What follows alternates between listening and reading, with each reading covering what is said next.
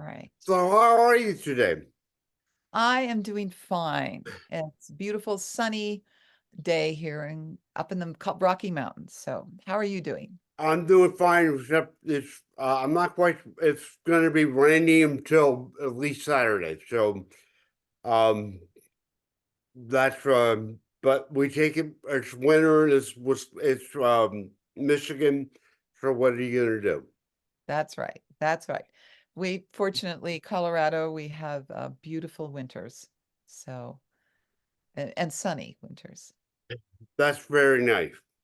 Yes. Um, so let's get started. All right. This is an interview about the Making Disciples 101 event. Okay. Got it. And so there's just a few questions that I wanted to ask.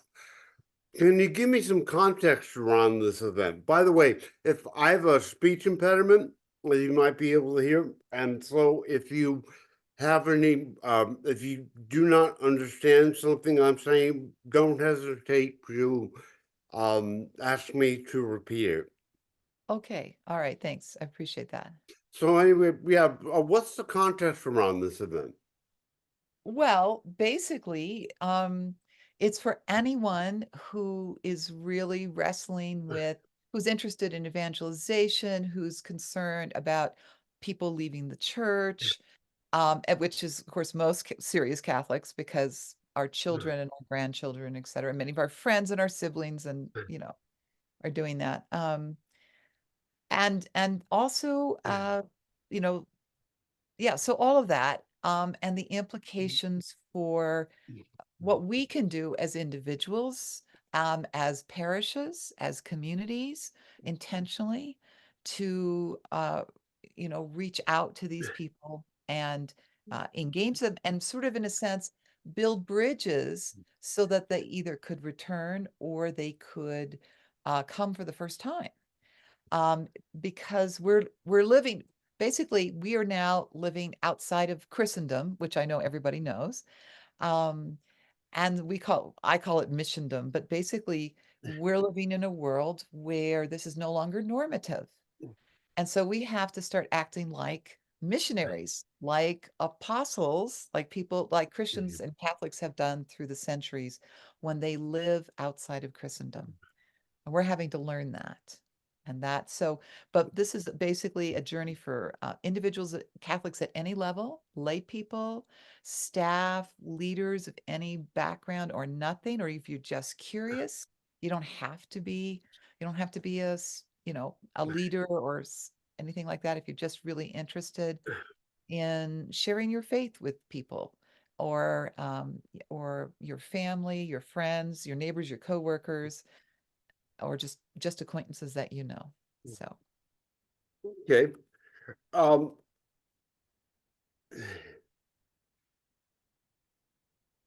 Why is it so important for Catholic lay leaders to participate in this work? why is it so important? Well, for one thing, all of us are supposed to be participating in this by virtue of our baptism. So this is the big universal mission of the whole church. So we don't have to be formally recognized leaders to do it. But for those of us who are leaders, it's because it's the center of the life of the church. And if we don't, now, okay, you probably saw the Pew Forum just put out a study yesterday that's really stunning and basically found that 28% of American adults um, are what they would call nuns. Basically, they say, I'm not affiliated, I'm an atheist, or I'm agnostic. And the younger you are, and most of these people are under, they're under 50, okay? They're younger. And so they are our children, our grandchildren, the parents, the current parents of the next generation. And they won't walk into our parishes. That's the deal. We have to go out to them. We have to be uh, learn how to be outward facing. There was a big revival recently in New York City centered around a church that was founded from the beginning to be outward facing. They were there for nuns. They were there for skeptics. They were there for ex-Catholics, ex-Christians. I don't knows. I'm not sure. I'm scandalized, whatever. And uh, they basically became an instrument through which thousands of people really encountered Christ, became very serious Christians. And in New York, they started to talk about, I mean, this is Manhattan, one of the most secular places on earth, Yeah. and they were talking about revival. And there's no reason that we can't do that in our own settings, even in a place, so Lansing is obviously not Manhattan, but the same principles are true basically everywhere. And so, how do we learn? We can't take it for granted they're just going to show up. They're not operating out of obligation anymore. And so it has to be personally meaningful. They have to see it as positive. A lot of them don't trust religious organizations. They're not going to just walk across our thresholds. So we have to take on the parish itself and the community itself, the local community has to take on kind of a missionary stance. And how to do that, how to help people in the 21st century make that journey is what Making Disciples 101 is all about. And how you and I, as just regular people, we don't have to have theology degrees to do this. We don't have to be experts and all that kind of stuff. People, Catholics often feel they have to be, but they don't. But we do have to understand what the journey's like for people now. It's different than it used to be. We have to understand how to walk with people, how to be supportive, how to listen, how to ask the right questions, how to talk about our own stories of being our lives being changed by Jesus Christ, being able to hear their stories and understand, and see where God is at work in their lives and help them recognize that. So that's all part of what we cover. There's three basic things we cover in 101, and we're going to focus a lot this time on that really crucial first step of establishing or reestablishing trust because of all the things that have happened, say, in the last 20 years and the scandals and there's just lots of negative stuff going on about the church and news and people's experiences, and then the culture around your peers don't support you anymore in terms of having an active faith, and so people feel pretty isolated. All those things we know because we other churches are doing it around the world.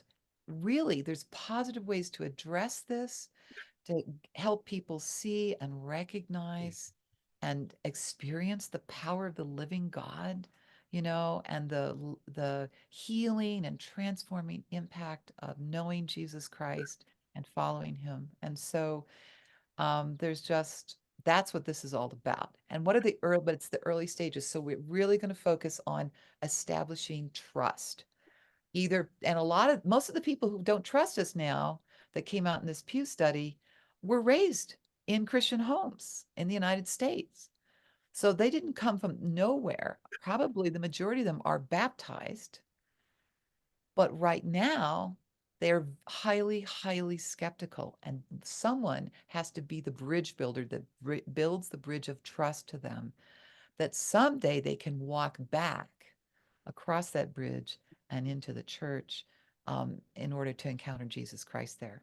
And Uh, so that's what we're going to focus a lot on, the sort of the real that journey of helping people move from distrust to trust, and first evangelization, okay, and how parishes can become what we call outward facing. In other words, we're not primarily just for insiders. For those of us who will just show up automatically, we are here for outsiders too. It's not either or. We are here for those who don't trust us yet, who don't know about the good news of Jesus Christ yet. Um, but we're here to be that build the bridge of trust and be the witness to the power of the gospel and its impact in people's lives and our lives. And so that's part of what we talk about. We're going to talk a lot about the crucial turning point. This is based on the book Forming Intentional Disciples, and we do ask people to read it before they come. But basically, it talks about the stages that people in the 21st century go through as they move toward Jesus Christ and discipleship. And one crucial stage is what we call openness, where people are not just casually curious anymore. They actually tell God in their own personal way, maybe just in their own words, hey, if you're there and you can hear me and you care, hi, I'm open. I'm like here, in case you really are there.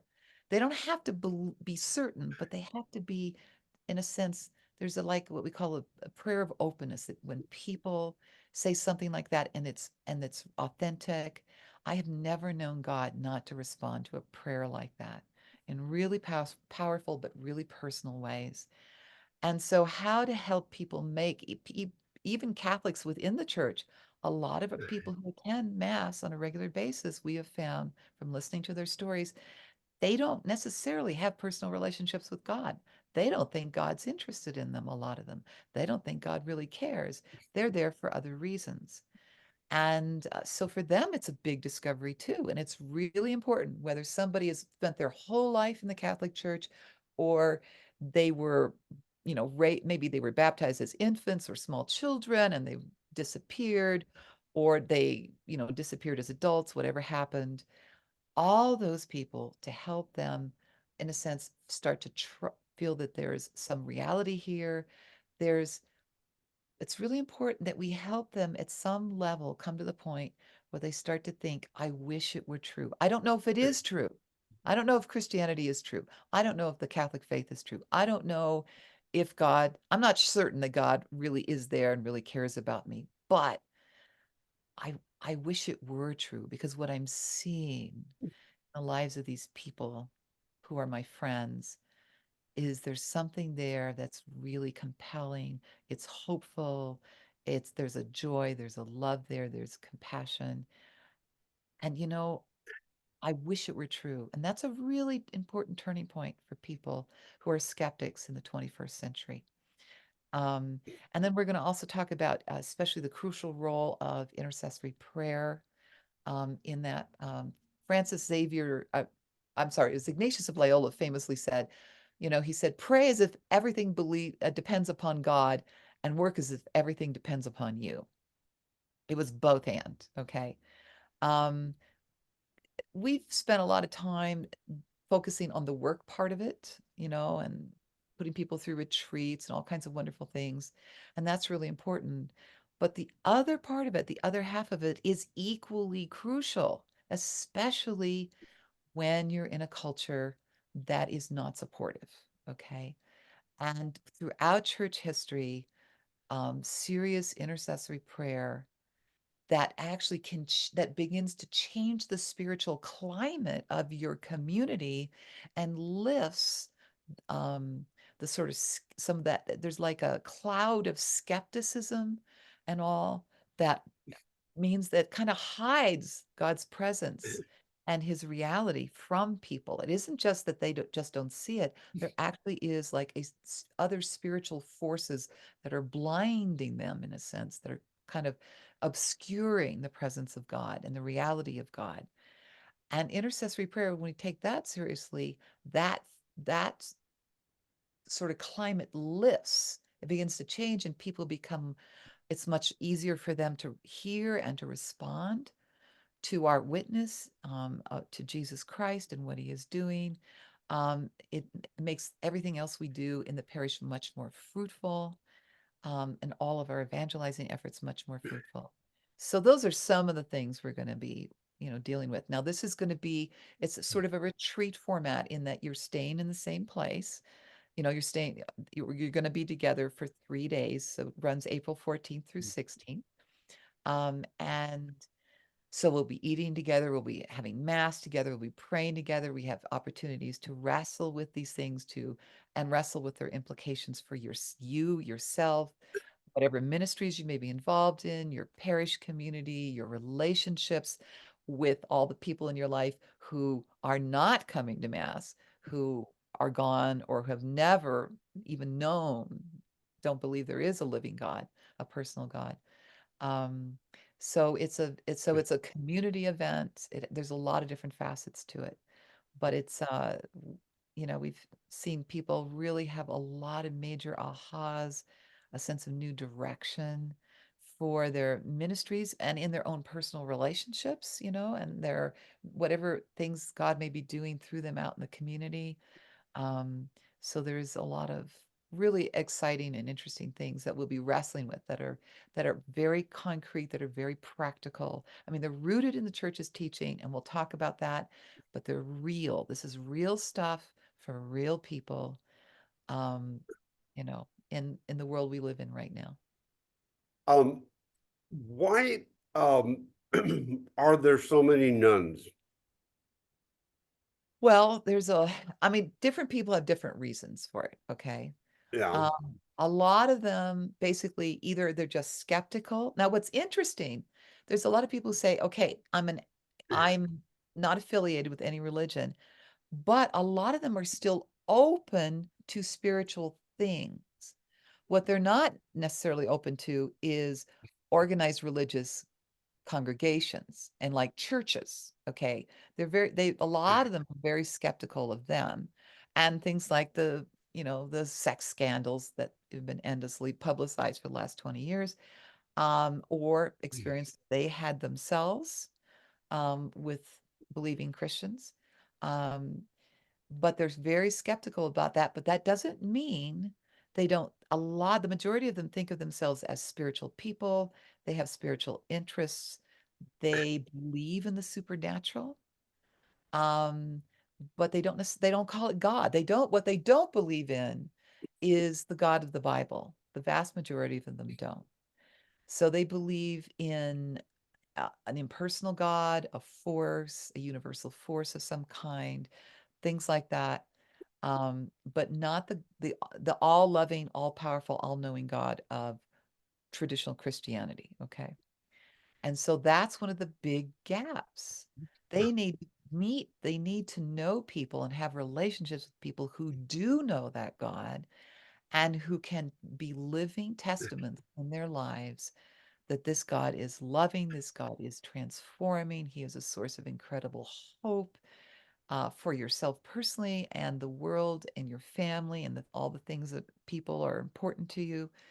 Um, and so that's all part of it. A lot of them, the culture now, their friends and their family. Most of these people, what's really interesting is 40% of adults from 30 to 49 call themselves nuns now. They fall into this non-affiliated category. That's the largest group. That's the largest age group.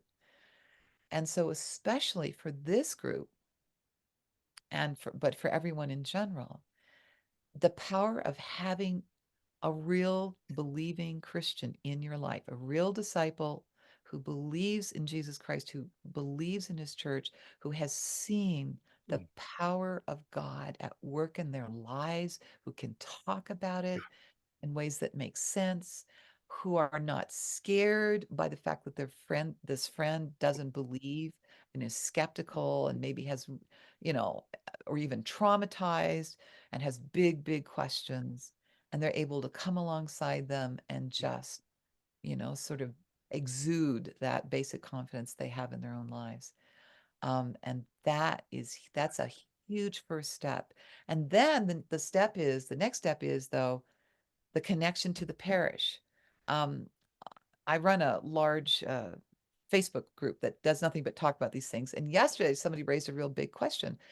They said, for instance, there's a lot of young men who are raised without any faith backgrounds, who are discovering Christianity online. They have no living contact to a local Christian community.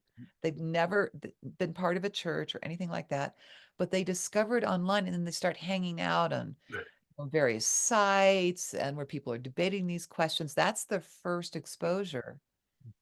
But at some point, they have to get to know, in real life, real Christians, really believing disciples who can walk with them and help them enter the Christian community. And that is one of the hardest things. And as people said, a lot of our parishes don't know how to do that. But that's part of living in this new world, of becoming outward facing Christian communities that are expecting, we want skeptics to show up. We're not just about us. We want them to show up. We want them to feel welcome. We want them to bring their real issues and their real questions to the community to actually cross the threshold and be able to talk about this with real, believing Christians in the community because that's part of their process. They're starting much further back than people used to start. And so we're having to help build all the things that we used to presume they would just inherit from their parents, and their family and their grandparents and the culture, that church was good and religion was good and God was real. And, this is what you do. This is what a good person does.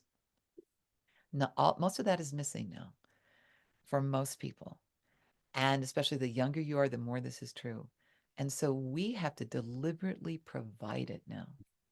And we need many, many, what we call Ananiases, basically just regular people who are ready to be evangelizing companions for people who are outside the church, people who are inside the church, no matter where you are in your journey. Um, they can come alongside you and recognize where God is at work in your life and befriend you and be a witness and an encourager and foster and help you begin to move toward Christ instead of away from him and away from his church. And so that's the heart and soul of Making Disciples 101. This may be a little bit repetitive in terms of, and you may have already covered this ground, but um, I've been asked to ask you, why is it crucial to focus on the need to grow and support local parishes by equipping people to help and create and form new disciples? Okay. So I'm not entirely certain what you were asked, why should we form new disciples? Is that what you're saying? Why should parishes be so invested in equipping their parishioners to help create and form new disciples? Okay. Okay. Because that's the only Christian community most 98% of people have access to. I mean, if it doesn't happen at the parish level locally, it's not going to happen for most people. Because I mean, yeah, there's the internet out there, and that's great, but you can only get so far with that. You can't, you don't have access to the sacraments through that. You don't have access to Jesus and the Eucharist through that. You don't have access to the liturgy and the Mass. You don't have access to, uh, you know, we're intended to flourish and to grow and to become holy through immersion in a Christian community. And the parish is the only one that overwhelmingly anybody has access to. Because in the United States, um, you know, lay movements and whatnot, they're great and they do fabulous things, but only small numbers have access to them. The parish is it. And of Okay. course, it is also, I mean, that's the practical answer. Theologically, the parish is supposed to be a center of mission. Every one of us, we are in a church actually talks about us as an apostolic community. I was just reading that in the catechism this morning. So we are literally called to be we're not just there sort of be passive recipients of the clergy's ministry. We are there as apostles in our own right, as sent ones whom Jesus Christ is sending himself. All of us were baptized for that. We were anointed for that. We have been given charisms. We do talk about the charisms and how these spiritual gifts we've been given by God for the sake of others are crucial in this process. But discernment usually occurs within the Christian community. Um, that's the goal, is that ultimately we will be following Jesus in the midst of his church. And that's the entry place is going to be the local parish for almost all of us. Okay. Um, are the stakes high for such an endeavor? I'll repeat that. Are the stakes high for such an endeavor? And if so, why? Oh, they're huge because right now, um, well, as the Pew study finds, the numbers of people who call themselves who have jettisoned Christian identities and who are now calling themselves nuns has been growing by leaps and bounds for decades now. Who the number of people who show up at religious services of any kind are, have grown and grown and grown. So now we're facing a possibility which seemed impossible even maybe 10 years ago in the United States, in the near future, that less than half of Americans will consider themselves to be Christians. That's a huge change in our culture.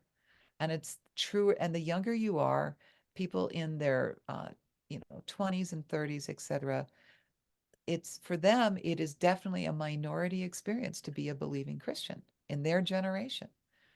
So yeah, we used to think people would just come because the family and the culture would provide the ties and you would just show up. You knew that was the way to be a good person and you just be there. We didn't have to do anything. The American Catholic Church learned that if we just build it, they will come, because for 80 years we had massive immigration from all over the world, millions and millions and millions of people pouring in from Catholic backgrounds who weren't practicing in Europe but were evangelized in the United States. But they would show up for other reasons because they needed support in this new world. So they went to the Italian parish or whatever because they were Italian. It was the link to home. We could count on them showing up and then we could deal with them. We can't count on people showing up now at all. Okay. We can't even count on the ones that are in the pews staying there forever. So for the first time, we are going to have to, we learned habits when we lived in Christendom that we thought we could just depend on things outside. And now we know every single parish is a mission outpost in a culture that's either indifferent or not caring that we're there or actively hostile sometimes. It depends where you live.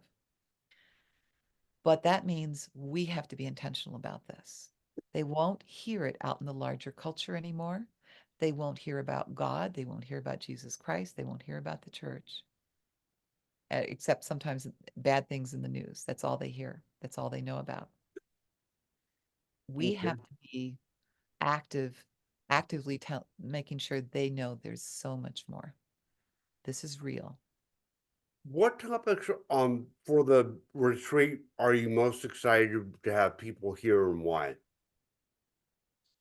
Um, I think, well, what's really exciting is to be able to wrestle with, I think the topics that are most interesting, the most concrete and most helpful are helping people understand the journey, how different it is now in the 21st century that people make if they move toward Christ, and be able to name that and help people recognize the patterns in their family and friends. That's very important. Um, what we've seen, the power of helping people of any background to declare themselves open to God, and God's response to that has been very exciting.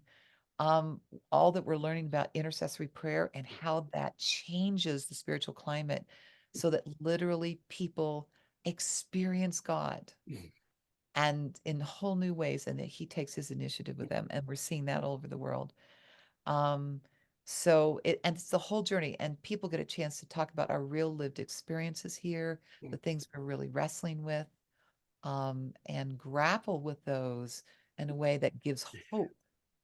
And seeing Catholics become hopeful, become proactive, develop sort of apostolic hearts and minds that, have confidence in the power and the presence and the love of Jesus Christ and what it can do for the people they love. That is really exciting. Yeah. Sounds good. Well, that's all that I have, and I thank you for your time. Okay. Well, I hope so. That's what you needed, and you can fill in all the rest, like where it's going to be and all that kind of stuff, right? Yep, I got sent the web link to the event flyer, and so Okay. I'll be Fabulous. good to go. Okay. Thanks very much, Brian. Thank you, ma'am. You have a good day. Okay. Bye-bye. Bye bye.